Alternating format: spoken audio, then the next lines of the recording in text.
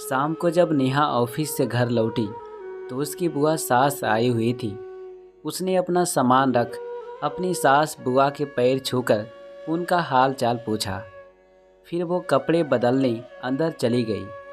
बाहर आई तो उसकी सास ने सब्जियां काट दी थी। नेहा ने चाय बनाई। तब तक उसका पति रामू भी ऑफिस से आ गया था। चाय पीते ही वो खाने की तैयारी में लग गई।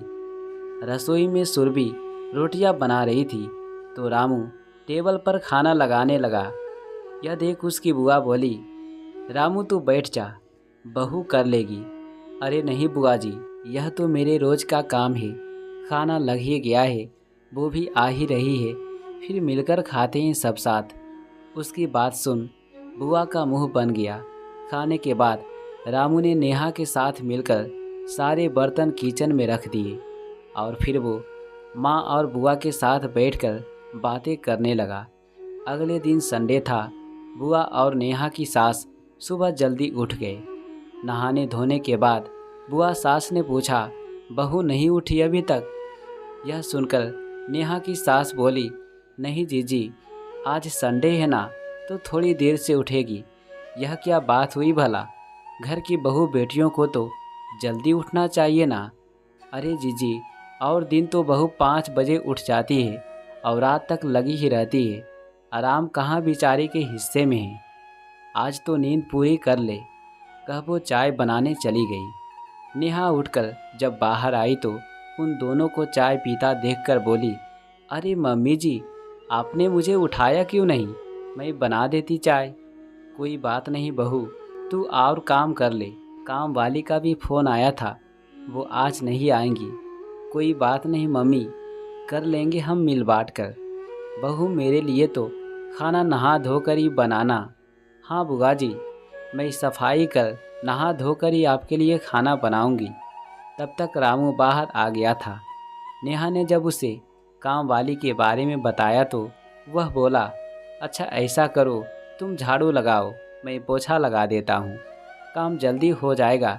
नहीं तो तुम अकेली कब तक लगी रहोगी, नाश्ते में देरी हो जाएगी।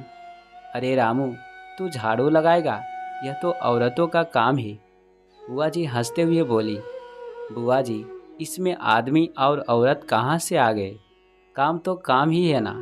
जब नेहा घर की बराबर जिम्मेदारी उठा रही है तो उसके साथ मिलकर छोटा मोटा काम करने में कोई बुराई नज़र नहीं आती मुझे।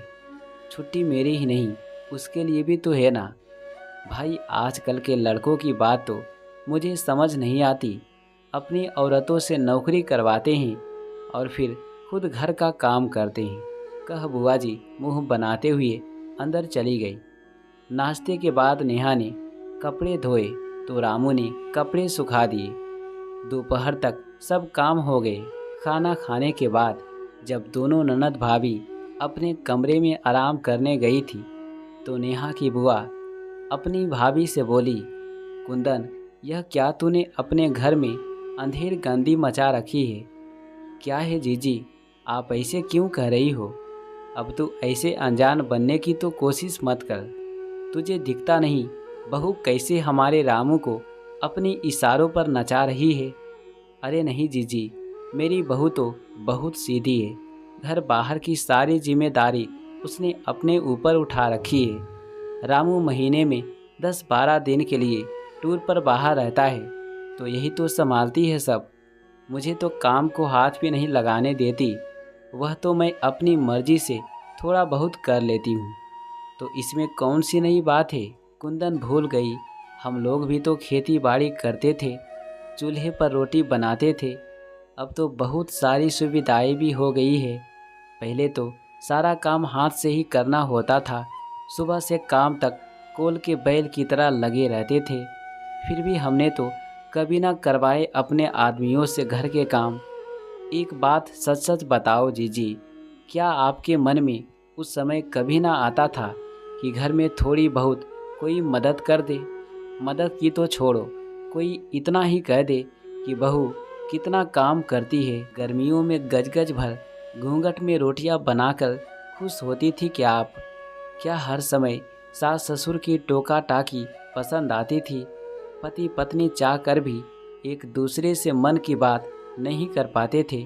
अगर कोई अपनी पत्नी की मदद करना भी चाहे तो जग हंसाई के डर से वह कदम पीछे खींच लेता था।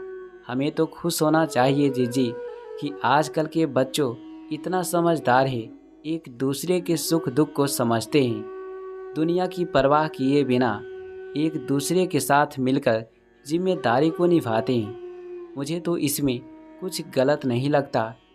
जो दुख हमने उठाए, जरूरी है कि हमारी बहू भी वही सब सहे। समय के साथ बदलना ही सही है जीजी। कह तू सही रही है कुंदन। उस समय जी तो मेरा भी बहुत करता था कि तेरे नंदोई थोड़ी बहुत मदद कर दे।